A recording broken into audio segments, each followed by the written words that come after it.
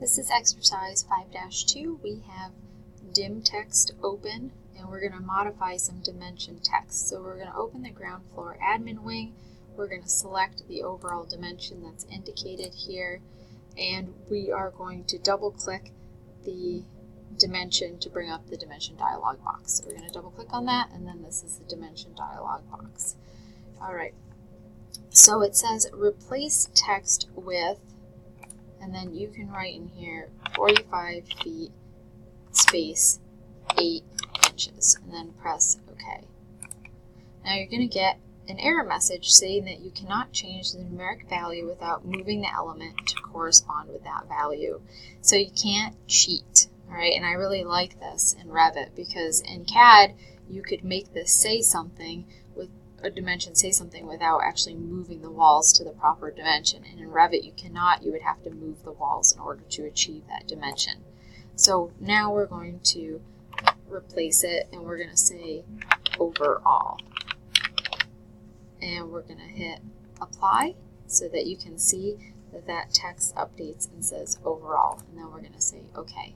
Now we're going to activate the manage ribbon, and we're going to select project units. So I'm going to click off of that, and we need to come over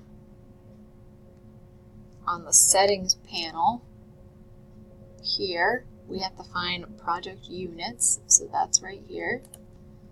Okay, and then select the length button. So here's the length button, and we're going to select round to the nearest ½ inch, and we're going to say OK. And then we're going to say OK again, and now notice that all the rounding went up to the nearest ½ inch. And now you have to be careful with that. Your work would probably define how closely you need to round the dimensions, what the tolerance would be. We're going to double click on the 10-foot 2 dimension to be edited. Oops. And if that happens, hit undo because it moved it. And I don't like that. Oops, it did it again. Gosh. How do I do it like this?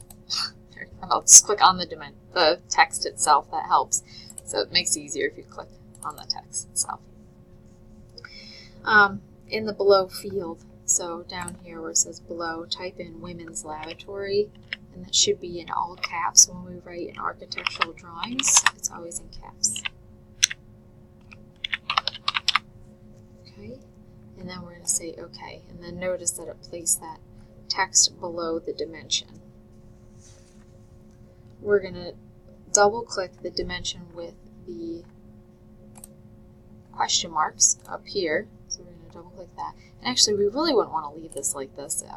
It's looking real sloppy. We might need to move it so that there, the 10-foot 2 is there, and then it said women's lavatory. That still isn't really good. I would fix that so it was women's and then lavatory, or I would abbreviate lavatory.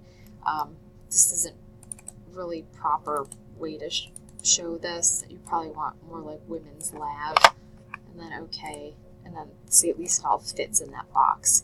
That's not required. I'm just saying for good drafting practices. All right, so now we're back over to the question marks.